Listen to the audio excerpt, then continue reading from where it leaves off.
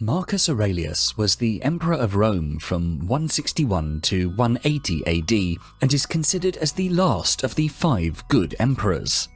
Widely referred to as a philanthropic philosopher-king, Marcus throughout his life worked to embody the philosophy of Stoicism. Stoicism helped him to be constantly mindful of his thoughts and actions. The ancient Stoics referred to this practice as proseuche.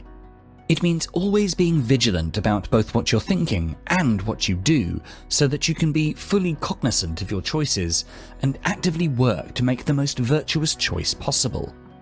During his rule, Aurelius constructed a series of autobiographical writings now known as the Meditations.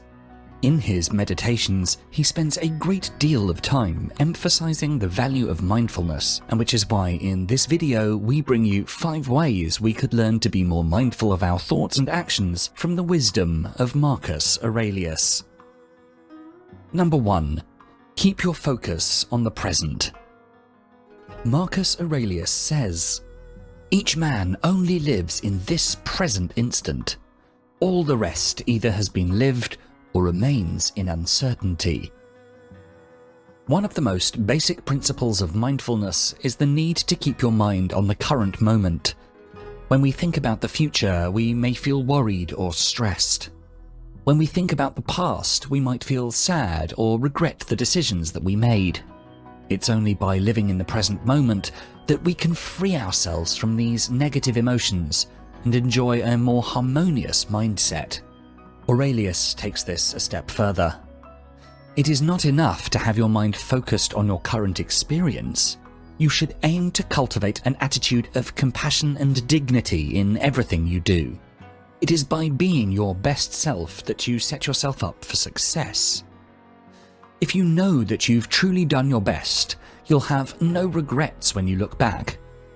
Where ancient Stoic mindfulness differs from contemporary mindfulness practices is that while modern mindfulness places a high value on breathing and meditation exercises, the ancients were more concerned with being aware of their value judgments and remembering to keep their focus on where it could be most useful. It's interesting to note that we never worry about the past. This is because the element of uncertainty is removed. However, we find ourselves reliving those experiences, regretting what we could have done differently or wishing that there'd been a different outcome. We let ourselves become obsessed by the past, which isn't helpful. It can't change anything. All we can do is accept our past and move forward. There can also be problems if you're focused too much on the uncertainty of the future. Worry is an emotion reserved solely for the future, which may bring us good or bad experiences, and when we don't know which it will be, we find ourselves stressing about it. Your stress isn't helpful, and it won't change anything either way. The only way you can influence the future is by working in the present and making choices and decisions which will take you closer to where you want to be. There are a number of simple ways in which you can incorporate mindfulness into your daily life. For example, you could decide on an intention which represents your new mindful approach, such as appreciate every moment as it comes. Write it down and put it somewhere you'll see often, or even put your intention in a number of different places so you have regular reminders. Start your day with a reminder to be mindful. Say your intention out loud and sit with it for a moment, considering how you'll embody it that day. You might like some light meditation practices, like performing simple breathing exercises, where you focus your attention on your breath for a few minutes. Check in with yourself at regular intervals throughout the day. You might also like to be mindful when you eat, focusing on every single bite and how the food tastes and feels in your mouth. Be mindful when you have a shower, considering how the water feels cascading over your body, the smell of the soap, the sound of the shower. The most mundane activities can be magical if you're mindful of them. Just as you started your day with the intention of being mindful, take a moment to sit and reflect at the end of the day as well. Look back and see where you were mindful and embodied your intention, and where you could have done more. celebrate your wins, and think about how you can be even more mindful tomorrow. Number 2. Always choose to be your best self. Marcus Aurelius tells us to waste no more time arguing about what a good man should be one. An important Stoic principle is the notion of living a virtuous life. Being virtuous is an ongoing process, something which never ends because we should always be striving to be our best self. For the Stoics, living a virtuous life wasn't just about being your best self. They felt that if everyone chose to be virtuous together, they could build a better society, a community of people who are working together for the common good to create an environment which is positive for everyone involved. Everything that happens to you is an opportunity for you to choose a virtuous response. It doesn't matter how painful, frightening, or difficult your situation is. If you react with virtue, its inevitable outcome would be all those things which are so important to us all, like happiness, fulfillment, success, honor, love, and reputation. Choosing to be your best self is a continuous process. You should make a point of checking in with yourself mentally throughout the day to see where your mind is focused. Ask yourself, are you distracted by external influences? Are you being selfish instead of thinking about how you can best serve those around you? When you become more aware of your thoughts on an ongoing basis, you can take active action to channel them in the most beneficial direction for both yourself and the people around you. There are some simple techniques that you can use to start actively working towards becoming your best self. For example, think about an argument or disagreement you were recently caught up in. Create a mind map of the situation. Being as objective as possible, examine your own motives and behavior. What did you do wrong? What might you have done differently? What were your reasons for behaving the way you did? What other explanations might there be? Could you have been kinder or more stoic in your approach? Now, do the same for the other person. Put yourself in their shoes and think about possible reasons for why they did what they did. What factors might be involved that you don't know about? Could there be anything happening in their life which might explain their behavior? When you've done this, pick the kindest explanation you have for the other person's behavior and counter this with the harshest explanation for yours. How does this change how you view what happened? Would you behave differently in future? The more conscious you can be about the way you choose to act and feel, the more mindful you'll be and the more control you can have over being the best possible version of yourself. Another exercise you might like to try is to write out a description of someone you know who you admire. Why do you look up to them? What is it about them that makes them worthy of respect? What character traits of theirs would you like to possess? Now do a description of yourself at your best. Think about the qualities you have, not the qualities you think you ought to have. How is that person different to who you are right now? How would you treat other people if you were that person? How would your life change if you were always your best self? Every day, sit down in the evening and journal about your day. First, write out what happened, and then write out what would have happened if your best self had experienced that same day. Continue to do this until you only have one version of your day to journal, because you were genuinely at your best all the time. Being conscious about your actions and thoughts so that you actively choose to be your best is the very epitome of mindfulness and will improve the quality of your life immeasurably. Number 3. Always do the right thing. To quote Marcus Aurelius, "We ought to do good to others as simply as a horse runs, or a bee makes honey, or a vine bears grapes season after season without thinking of the grapes it has borne." The ancient Stoics turned to nature for inspiration and believed that humans were designed by nature to live in harmony with each other. Aurelius used a lot of natural imagery in his writing to illustrate this point. In this instance, to demonstrate that we should not allow ourselves to become smug, arrogant, or proud of our achievements. Marcus Aurelius ruled Rome during a period of great conflict. After every major military victory, a so-called triumph would be held in Rome, which was a ceremonial procession meant to celebrate victorious generals who would be driven through the city in a horse-drawn chariot. Throughout the triumph, behind the victorious general in the chariot stood a slave, holding a golden crown over his head. One of the most interesting parts of this triumph was that this slave would also whisper to the general, "Remember, you are mortal." A timely reminder that while this moment might be glorious, it could all be gone in an instant. Marcus Aurelius believed that we should all keep a sense of humility no matter how glorious our achievements might be. We are all mortals, living for just a brief moment on this earth. The consciousness of death's reality can help us keep things in an appropriate perspective, can teach us to be more compassionate towards other people, can teach us to be just as well as merciful.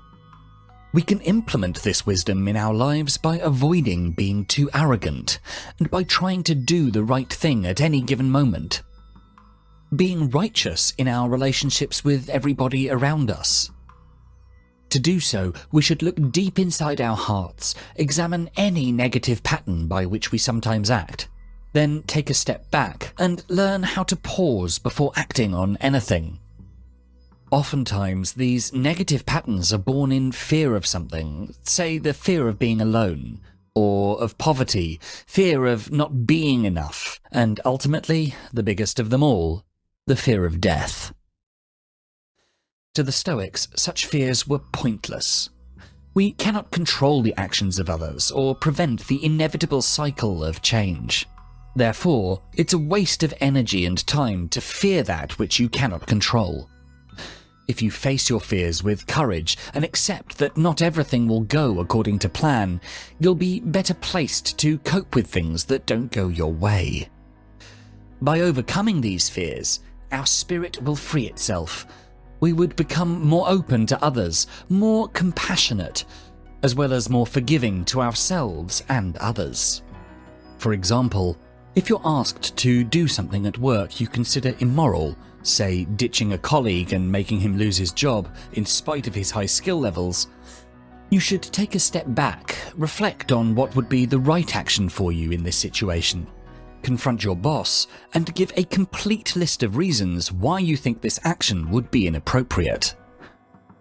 Your boss might get angry at you for disobeying them, but if you know you're on the right side of the situation, then their anger wouldn't matter to you. It is much more important to live life with a clean conscience than to compromise your values for something so small in the grand scheme of things. In this example, the fear that you had to confront was your fear of losing your job by making your boss angry, and the negative pattern which you have to stop letting control your life is the pattern of pleasing other people who don't deserve it. Number 4. Accept and love your life through good times and bad. In the words of Marcus Aurelius, "It is my bad luck that this has happened to me." No, you should rather say, "It is my good luck. I can bear it without pain, neither crushed by the present, nor fearful of the future." The Stoics were renowned for their ability to face even the toughest times with resilience and acceptance. They actively cultivated hardship as a matter of course, so that when the tough times hit, they would be prepared to deal with it. This acceptance of fate can be described as amor fati. Amor fati means that whatever happens to you, if you have the right state of being, you can take that experience and use it to shape you into an even better person, regardless of whether it's positive or negative. As Aurelius put it, "A blazing fire makes flame and brightness out of everything that is thrown into it." Even though we have different religious or spiritual backgrounds, we are all part of something bigger than ourselves. Whatever you've done, whoever you are, Your journey has brought you to this place at this time. You are exactly where you need to be, so you should appreciate and be thankful for this moment, regardless of whether it's currently positive or negative. When you resent, regret, or resist what you're currently experiencing, you're fighting against your life, which will only bring you more conflict. If you're able to accept and embrace whatever comes your way and start to live in alignment with your life, everything becomes easier. This does not mean that you simply passively accept other people mistreating you or become a victim of your circumstance. It means to be completely present in the knowledge of who you are and how you can be your best self in any given situation. This is key to making the most out of anything life throws at you. When we're mindful, we develop the ability to live our lives unapologetically and cope with whatever comes our way with strength, grace, and resilience. The Stoics believed that one could only consider oneself a truly virtuous person if they had full control over their thoughts, emotions, and actions. If you haven't done something wrong, why are you stressing about it? And if you have, why are you beating yourself up about it instead of actively working to do better now and in the future? Whatever problems you're dealing with right now, they're not going to last forever, and we would do well to put things into perspective. You may think that you're a slave to your feelings, incapable of controlling your emotional state. But in fact, it is not external forces that make you feel anything, but your reaction to those forces that generate those feelings. It is entirely up to you to decide how you're going to feel about something. Ask yourself, what can I hear? What can I smell? What can I taste? What can I touch? What can I see? Work through each of your senses, taking a minute or two to fully focus on each and ground yourself in the present. When you switch your attention to nothing but your literal experience at that very second, it becomes easier to change your emotional response, or at least tone down overwhelming feelings. Once you've done this a few times, you'll see for yourself how easy it is to reclaim your power so that you're no longer at the mercy of external forces. And the more you continue to do this, the easier it becomes. Number 5. Change your thoughts to change your life. In our final quote for this video, Marcus Aurelius tells us, "You have power over your mind, not outside events. Realize this, and you will find strength." The Stoics held that their thoughts were the ultimate arbiter of the nature of the reality they experienced. They understood that if they were pessimistic, they would only ever see the negative things in life, even if they were rich and successful. Conversely, if they found a reason to be grateful for every experience, regardless of these experiences being positive or negative, they would be able to find happiness and blessings in the moment. There's been a lot of research into the placebo effect, which has conclusively demonstrated that the way we think has a direct effect on our experience. For example, studies have shown that telling people that they were drinking something laden with caffeine would raise their blood pressure, even if what they were drinking was entirely caffeine-free. The sooner you recognize the power of your thoughts, the sooner you'll be able to wield them and improve your quality of life. The stories we tell ourselves about who we are go a long way to shape our reality. For example, if you tell yourself that you're socially awkward, when you go to an event, you're more likely to keep your distance, hide away, avoid actively talking to people. And what will happen? You won't make new connections, and you'll have proven to yourself that you definitely have problems in social situations. You can start by listing the labels you've given yourself. Maybe you think you're no good with money. Perhaps you think you'll never find love. Once you've listed out all the things you currently believe, take a moment to reflect on the fact that just because you think something doesn't mean that it's an objective truth. You can always change your thoughts. To do so, write an opposing belief in front of the labels you've given yourself. Your opposing beliefs could be something like, I'm actively learning to be better with my money, or I deserve love. Now, think of the ways in which you can test the truth of these new, empowering beliefs. If you think you're undeserving of love, do something which will help you feel deserving. Self-love is equally valid, and if you show love to yourself, you make it easier for others to love you as well. Sign up for some budgeting classes to help you develop healthier habits surrounding money. If you think that your life will never change, you're right, it won't. So take this opportunity to step outside of your comfort zone and see what happens when you start changing the way you think and act accordingly. The more you make a conscious decision to always focus on the positive potential in any given moment and seek out the lessons life has to offer you, you'll find yourself becoming less stressed and experiencing true inner peace. We at Philosophies for Life wish you a very happy new year.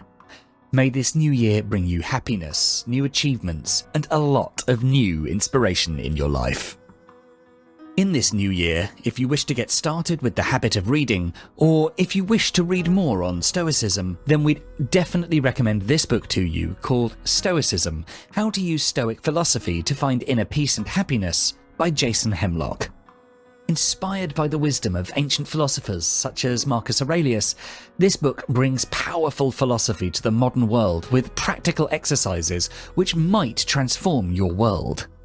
Click on the link in the description to get your copy, and if you enjoyed this video, please do make sure to check out the full Philosophies for Life playlist, and for more videos to help you find success and happiness using ancient philosophical wisdom, don't forget to subscribe. Thanks so much for watching.